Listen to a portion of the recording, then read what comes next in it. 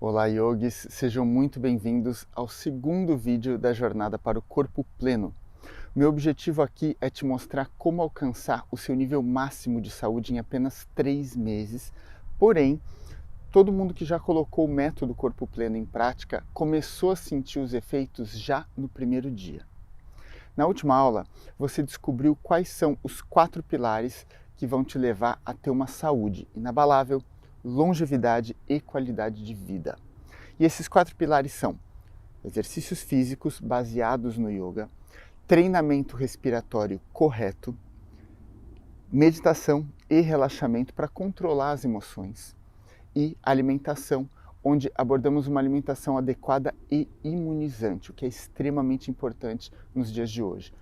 No episódio anterior, você também entendeu como o corpo pleno foi criado a partir das ciências orientais juntamente com as ocidentais, pegando o que existe de mais sofisticado para alcançar a sua melhor saúde.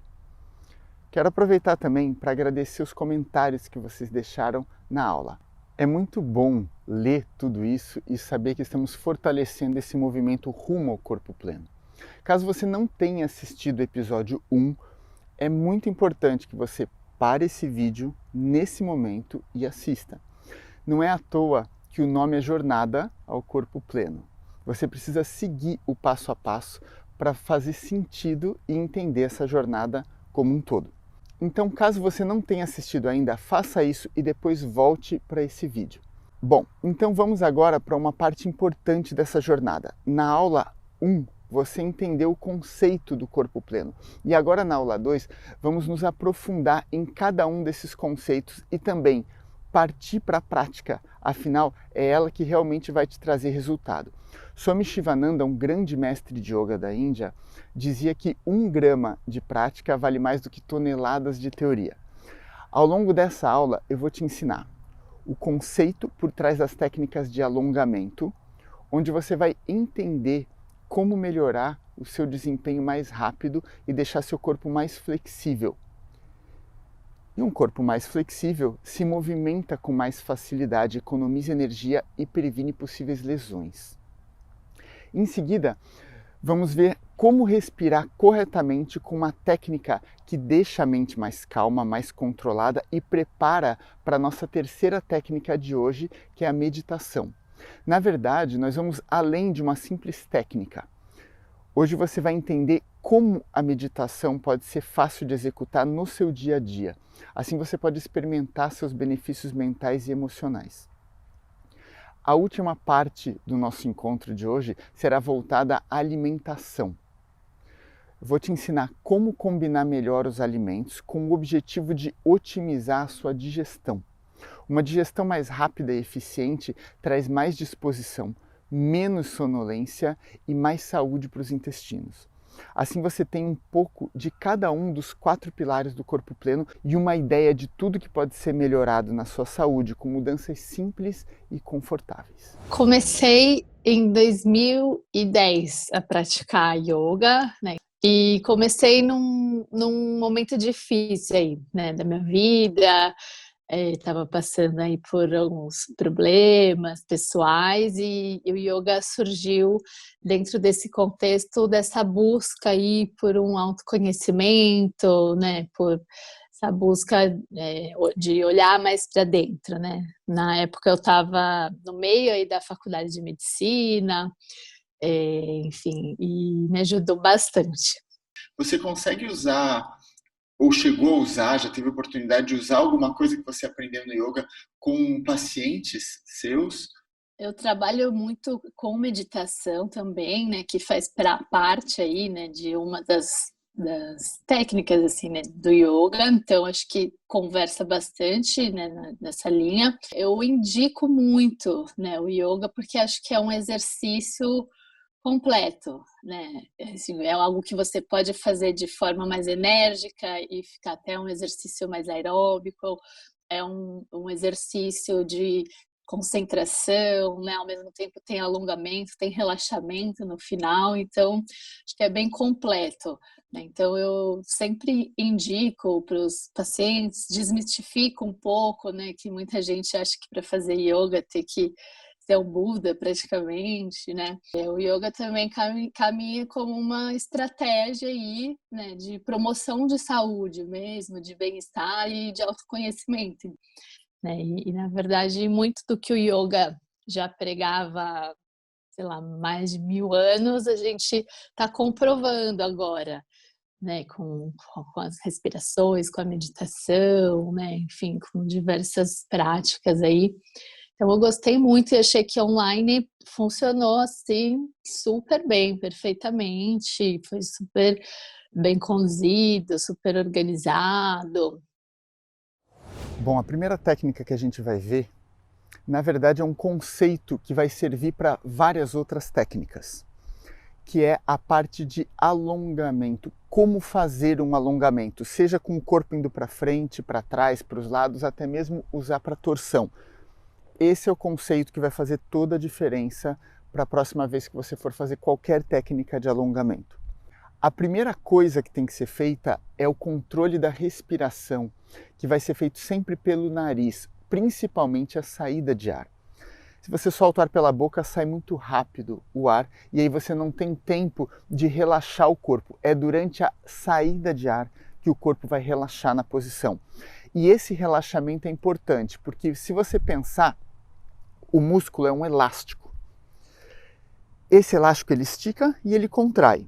Se não estiver confortável, se você esticar demais esse elástico de uma vez, o corpo vai naturalmente se contrair para se proteger, para esse elástico não arrebentar. Então é importante que você avance na posição aos poucos, controlando a respiração. Toda vez que a sua respiração está mais lenta, o seu corpo e a sua mente entendem que está tudo confortável, que está tudo seguro. Então é isso que você vai fazer. Em qualquer posição de alongamento, respiração bem lenta, soltando o ar bem devagar pelas narinas. Esse é o primeiro ponto. E o segundo é não ir ao máximo logo no início. Porque se você for ao máximo, o corpo vai se contrair. É um conforto relativo que você vai buscar. Esse conforto significa que você pode ficar na posição, se você quiser, por 1, 2, 5 minutos. Você não precisa ficar todo esse tempo. Quanto mais tempo, melhor. Mas você não pode chegar naquele ponto em que você fala, não sei se eu consigo ficar mais 5 ou 10 segundos, está muito intenso. Esse não é um ponto bom. É como se você fosse enganar o seu corpo aos poucos. Deixa um pouquinho confortável. A hora que o corpo conseguir relaxar com a ajuda da respiração, vai ficar ainda mais fácil. Aí você avança um pouco mais num ponto que ainda esteja relativamente confortável, que dê para permanecer 1 ou 2 minutos, se você quiser.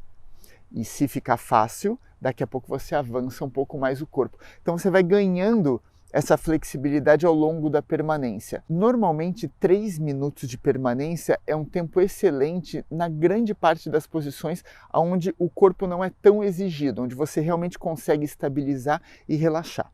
Então hoje a posição é uma flexão para frente com o tronco, para alongar a parte de trás do corpo. Muita gente tem encurtamento nas coxas, na parte de trás, só que esse encurtamento ele se estende também para glúteos e região lombar. Então, numa posição de flexão para frente, o exemplo vai ser um joelho estendido, uma perna estendida, a outra perna aqui por dentro. O corpo vai virar de frente para a perna, senão você vai acabar fazendo uma flexão de lado se você for com uma mão só.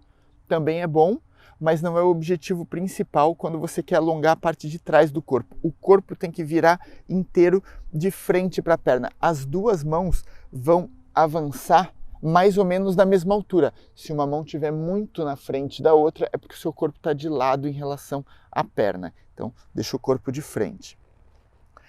Digamos que o meu ponto máximo de flexão para frente seja com as mãos aqui no meio da canela.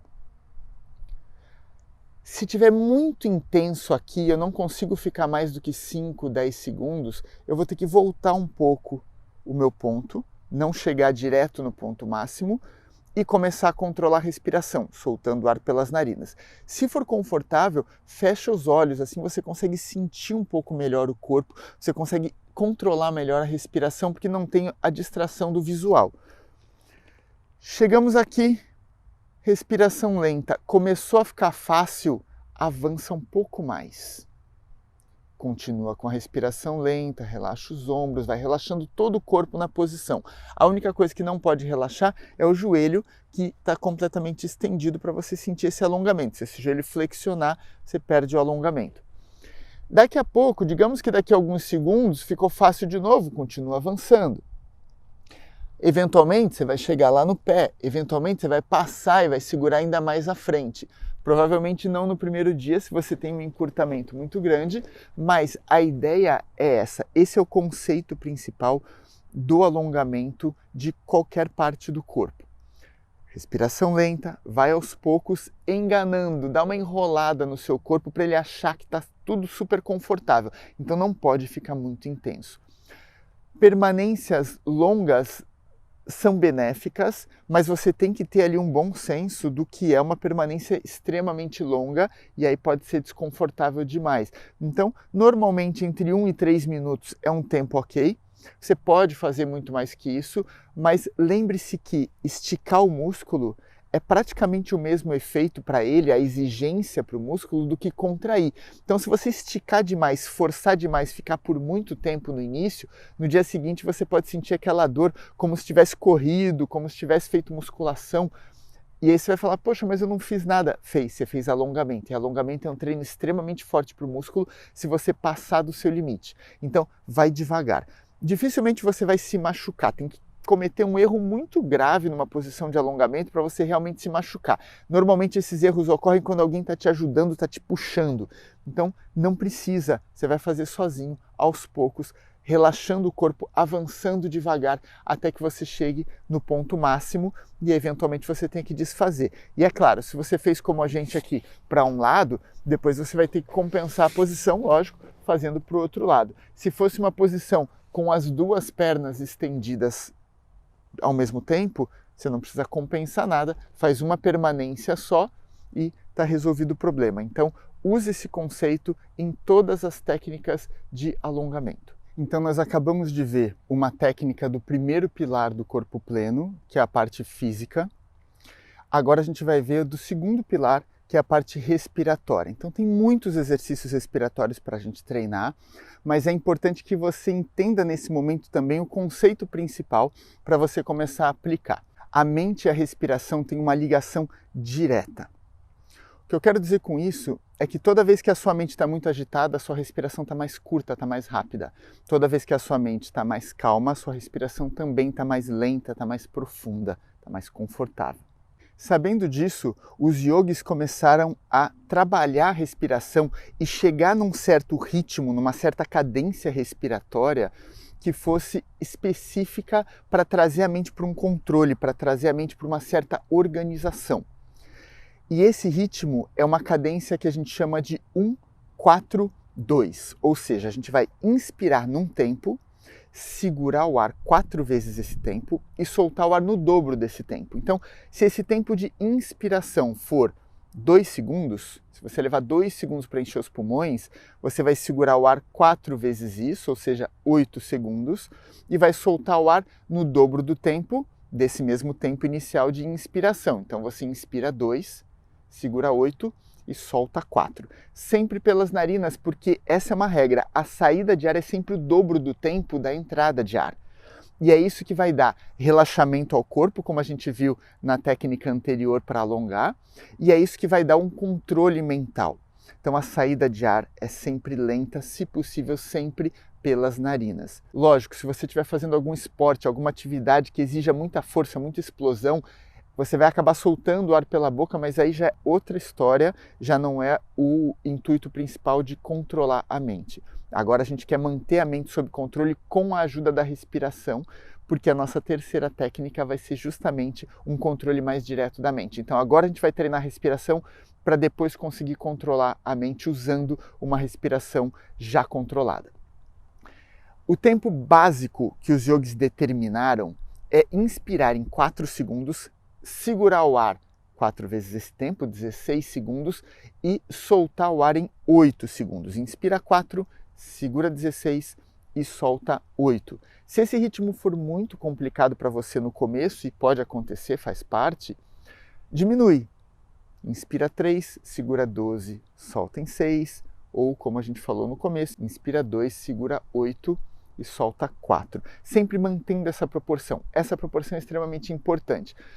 Por experimentação, por tentativa e erro, chegou-se à conclusão de que esse tipo de cadência dá mais resultado do que outros tipos, outras contagens. E aí o exercício é simples, você vai sentar com as pernas cruzadas, se possível, se for difícil, senta sobre os pés ou ainda numa cadeira. O importante é que as costas estejam retas, os ombros relaxados, para ter espaço na sua caixa torácica e no seu abdômen para respirar.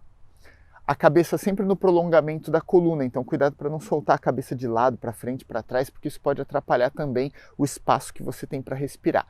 Se for confortável, fecha os olhos, faz o exercício de olhos fechados para que você consiga se concentrar melhor na respiração. E aí simplesmente vai contar. Inspira 4, segura 16 segundos, pulmões cheios, e solta em 8, ou o tempo que for mais conveniente para você. Você pode aumentar esse tempo também. Se você tem um bom controle já da respiração, você pode inspirar em 5, segura 20, solta 10 e assim por diante. Normalmente a gente vai até 8. Inspira 8, segura 32 e solta 16, o que já é um tempo relativamente longo, avançado. Quando a gente chega em 8, 32, 16, já está na hora de passar para outros exercícios com outras técnicas mais avançadas para aumentar a energia do corpo. Mas nesse primeiro momento é controle mental. E tenha em mente uma coisa também. Qualquer pulmão doente faz esse ritmo respiratório de 4, 16, 8 com tranquilidade. O que te impede de fazer isso com conforto, na verdade, é a ansiedade mental. A sua mente está exposta a uma situação que não é confortável, que ela não está acostumada, e aí ela vai fazer você sufocar ali na posição, se sentir desconfortável e precisar soltar o ar antes. Então é importante que você acalme a sua mente, diga para ela que está tudo sob controle. Você está numa situação confortável, você escolheu estar ali fazendo esse exercício. A prática desse ritmo respiratório pode ser feita com a duração que você quiser. 5 minutos é um bom tempo inicial, 10 minutos é excelente, qualquer coisa acima de 10 minutos você já passou de um nível iniciante de treinamento desse respiratório. Então faça na medida do conforto, para você sempre se sentir à vontade e o seu corpo e a sua mente sentirem falta desse estado que esse respiratório vai te trazer. Pode ser feito todos os dias. Normalmente de manhã ao acordar vai ser mais fácil, a mente está mais relaxada, a mente está mais vazia. Mas você pode fazer em qualquer outro momento também. Antes de dormir, inclusive, pode te ajudar a acalmar e ter um sono mais tranquilo. Agora que o seu corpo já consegue alongar, agora que a sua respiração já está facilmente controlada, a gente vai aplicar isso no treinamento mental. Não tem nada mais nobre, nada mais importante do que uma mente mais controlada. É aí que as suas emoções vão ficar sob controle também. E a gente sabe que as besteiras acontecem quando o emocional está ligado no máximo e o racional não. Então o objetivo é o controle das emoções. Isso é extremamente importante durante todas as atividades da sua vida, em todos os momentos. Um grande sábio um dia me disse: controle os momentos e controlarás a vida. E esse conceito agora de meditação, ele é extremamente forte, mas ao mesmo tempo simples. A gente já percebeu com o respiratório que mente e respiração andam sempre juntas. Um exemplo que pode ter acontecido com você. Você está numa casa de madrugada, escuta um barulho do lado de fora. Pode ser um bandido, pode ser algum perigo. Você não vai lá fora, lógico, mas você, na parte de dentro da casa, vai tentar escutar. Então você vai na direção daquele barulho e na hora que você quer realmente se concentrar na audição, a respiração para. Esse é um processo natural, você segura a respiração e tenta se concentrar exatamente na audição. É como se você levasse todas as suas faculdades mentais direcionadas para um dos sentidos, o sentido que você mais precisa naquele momento. A parada da respiração significa que a sua mente parou de pensar e focou numa coisa só. Então aqueles pensamentos que invadem a mente o tempo todo, eles cessam quando o ar também para de se movimentar dentro do corpo. Esse é um estado natural de relação da mente com a respiração. Por isso No exercício anterior, a gente treinou segurar o ar nos pulmões 4 vezes o tempo da inspiração, que é para você experimentar um pouquinho essa parada, essa tranquilidade mental. Infelizmente, a gente não pode parar a respiração por 2, 3 horas. Se pudesse, a gente ia entrar num estado de meditação extremamente profundo, porque a mente ia ficar muito estável. E é isso que a gente quer, essa estabilidade mental. Toda meditação é centrada, é voltada para a estabilização das ondas mentais. Existe uma enxurrada de pensamentos que você quer, aos poucos, diminuir essa intensidade até praticamente estabilizar. Os pensamentos ainda existem, ainda vêm, mas de uma forma organizada, onde você pode engavetar os pensamentos que você não quer desenvolver naquela hora e, de repente, se concentrar numa coisa só, num pensamento só, numa ideia só. Se você quiser resolver aquele problema, você pode se concentrar nele com mais firmeza, sem que outras coisas te atrapalhem. Então, existe um treinamento que a gente chama de Kevala Kumbhaka. Kumbhaka é quando você retém o ar nos pulmões. Kevala Kumbhaka seria a retenção de ar pelo máximo de tempo possível, mas essa retenção, na verdade, ela não vai acontecer. Esse é um respiratório que a gente faz para meditar, onde a respiração vai ficar extremamente suave. E essa suavidade, para quem olha de fora, vai parecer que você não está respirando. E aí você vê em algumas escrituras antigas do yoga, eles relatarem que o yogi parou de respirar por 2 ou 3 horas. Na verdade, ele nunca parou de respirar esse tempo todo, senão ele teria morrido, mas a respiração dele estava nesse estado de Kevala Kumbhaka, onde é extremamente suave. Para fazer esse exercício extremamente fácil, senta numa posição confortável, costas retas, fecha os olhos. Agora sim é extremamente importante fechar os olhos para se concentrar ao máximo nessa respiração. Não vai encher demais os pulmões e não vai esvaziar demais. Vai manter um fluxo confortável, contínuo dessa respiração. Aos poucos você vai identificar a quantidade de ar que você precisa e a velocidade que esse ar vai entrar para ficar extremamente suave, extremamente confortável. Talvez demore alguns minutos para você achar esse ritmo, não tem problema, continue experimentando. Mas a hora que você conseguir achar esse ritmo, você vai sentir a mente acalmando e um estado de conforto mental onde você vai permanecer pelo tempo que você quiser. 5 minutos é bom, 10 minutos é bom, 20 minutos para meditação é um tempo que a gente recomenda no início. Então, claro, isso vai depender do conforto, tanto do corpo de ficar parado na posição, quanto da própria mente e da parte energética, né, da sua respiração. Se você errar na respiração, você pode se sentir cansado ou até ansioso demais. Então a respiração deve ser trabalhada nesses primeiros minutos para que você consiga fazer uma permanência longa nesse treinamento de meditação. Mais uma vez, na parte da manhã, em jejum, logo ao acordar vai ser mais fácil, porque a mente ainda não foi estimulada, mas você pode fazer também em qualquer outro momento. E isso faz parte do nosso terceiro pilar do corpo pleno, que é a parte de meditação e relaxamento. Última técnica de hoje é do quarto pilar do corpo pleno, que é a alimentação. A alimentação tem alguns objetivos importantes nesse nosso trabalho. Um deles, que é o que a gente vai ver hoje, é como otimizar a digestão. Um outro conceito muito importante que os nutricionistas deixam escapar, nossas ciências ocidentais, quando falam de alimentação, acabam deixando escapar, que é a parte mental. O quanto aquele alimento vai influenciar na mente, mas isso é assunto para um outro dia. Hoje a gente vai focar na digestão. A combinação de alimentos é a parte mais importante para uma boa digestão, mais até do que a quantidade de alimentos que você ingere por refeição.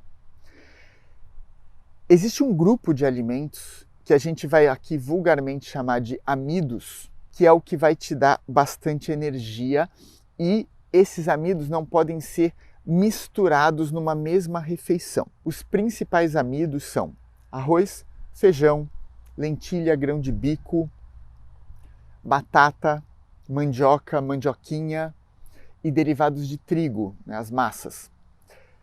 Preferencialmente, para uma excelente digestão, você não mistura nenhum deles no mesmo prato.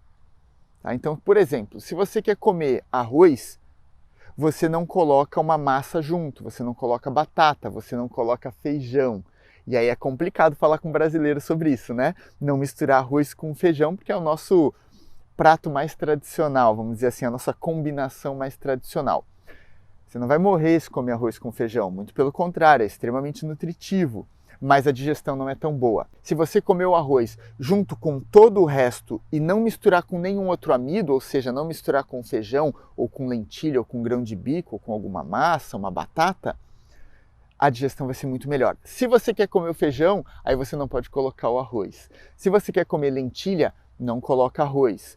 Se você quer comer batata, não coloca nem arroz, nem feijão, nem alguma massa.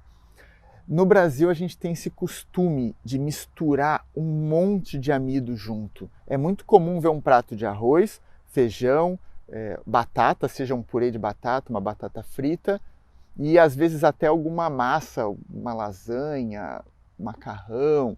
É muito comum a gente cometer esse tipo de erro. Em outras sociedades, por exemplo na Europa, é muito difícil você ver um europeu misturar, fazer essa lambança toda de amidos, né? Quando eles comem batata, é só batata, é lógico, junto com outros vegetais, junto com carnes, se você come carnes, ou junto com gorduras, né? Mas você não vê ele misturar batata com macarrão, arroz com feijão. Então, essas coisas são mais nossas, né? A gente no Brasil tem essa cultura muito forte. Então, daqui para frente, experimente de vez em quando, essa é a minha dica, pegar todos os vegetais que você quiser, abobrinha, berinjela, vagem, cenoura, abóbora. Você pode misturar esses à vontade, com gorduras, com castanhas, abacate, coco, você pode misturar isso à vontade. Queijos, se for o caso, também queijos mais gordurosos, tudo isso cai muito bem junto na parte de digestão, só que você vai escolher apenas um amido. Então você vai pegar só arroz para acompanhar isso tudo. Entenda amido como o nosso acompanhamento do prato principal, vai?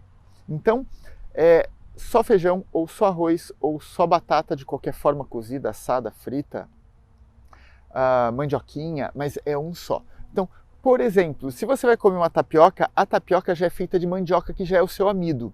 Você não poderia colocar batata nessa tapioca. Eu não sei quem faria isso, né? Não tem cara de combinar muito, mas você não colocaria um arroz, um feijão, uma lentilha, alguma coisa assim junto com essa tapioca. Você vai colocar outros vegetais ali dentro se você desejar, mas não outro tipo de amido.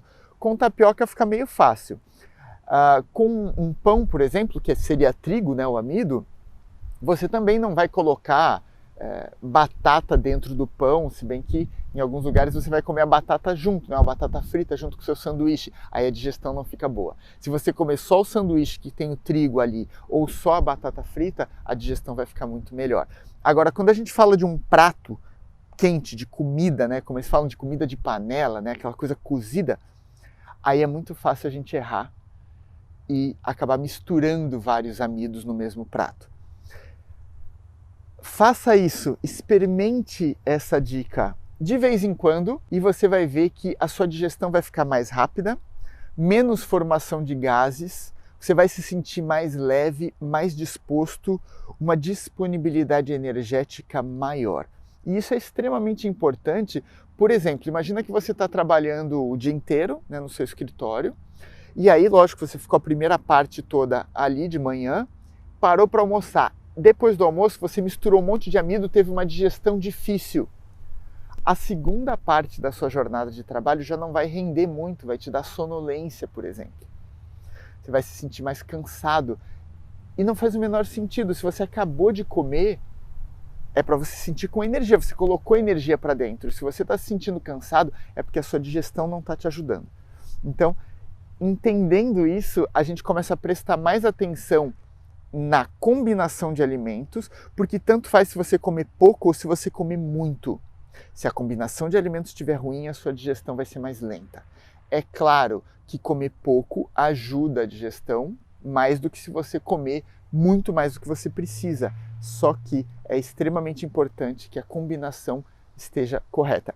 Esse assunto é muito mais extenso do que isso. Você tem o grupo das frutas, o que combinar com o que, você tem coisas relacionadas a laticínios especificamente, você tem combinação com fruta ácida, será que dá para combinar com outras coisas? Esse assunto vai muito além. Lá no curso Corpo Pleno a gente vai discutir isso com detalhes, passo a passo, a cada módulo, a cada nível do curso. Você vai ter introdução de alguns desses conceitos para experimentar no seu dia a dia por algumas semanas, e aí depois que isso ficar fácil a gente passa e continua avançando no assunto. Então não adianta mudar a alimentação toda de uma vez só, não vai dar certo, tem que ser passo a passo e tem que ser confortável. Então se permita esse experimento de vez em quando e depois você me conta como é que foi. Eu tenho a sensação que, assim, o curso, eu que vim do zero, né, não tinha conhecimento nenhum, assim, me deu aquela base. Lógico que, assim, você tem uma puta de uma didática boa, explica bem pra caramba, então, por mais que o negócio seja difícil, acho que o jeito que você passa é como se fosse muito simples, sabe? E aí a gente, quando você não consegue fazer, você tem a sensação, não, mas é tão simples que eu tenho que fazer. E quando você vê, assustou, você já fez. Então, assim, eu tenho a impressão que o curso deu uma base muito boa para mim. Eu que não tinha nenhuma base da yoga, zero de conhecimento, e só despertou aquela vontade de continuar, sabe? De evoluir, assim. Eu espero que você tenha gostado de todo esse conteúdo. O primeiro passo para você conquistar o corpo pleno na prática já foi dado.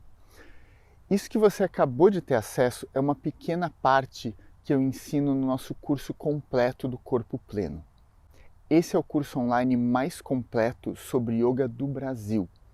Nele eu te dou passo a passo para você alcançar o seu máximo potencial de saúde nos próximos 3 meses através desses 4 pilares. Fazendo algumas mudanças no seu estilo de vida e incluindo pequenas rotinas no seu dia a dia, mesmo que você esteja começando do zero no yoga, o Corpo Pleno te transformará literalmente num yogi. Mas ele não é um curso online comum, porque ele possui um acompanhamento muito próximo que é feito por mim mesmo. Sem contar que, além das aulas gravadas, ele possui aulas ao vivo através de chamadas de vídeo para ajudar a acelerar o processo de evolução do aluno e também corrigir possíveis erros. Não existe nada parecido com o Corpo Pleno no Brasil, ele foi criado para realmente gerar resultado. Mas nós vamos falar mais sobre esse curso outro dia. Por enquanto, eu quero te mostrar o poder deste método e fazer que você se beneficie com ele, mesmo sem ser oficialmente nosso aluno.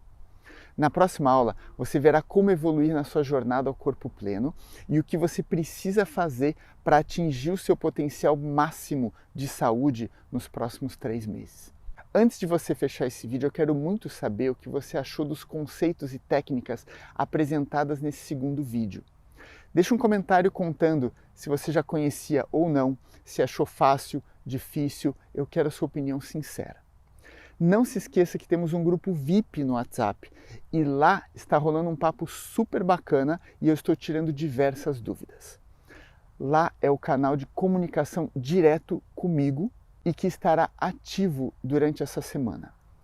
Clique no link do grupo VIP que está sinalizado em algum lugar aqui da tela e aproveite enquanto o grupo estiver aberto para perguntar e interagir bastante. Muito obrigado por estar aqui, eu espero que o conteúdo já esteja te ajudando e não deixe de assistir o próximo vídeo. Até breve, forte abraço.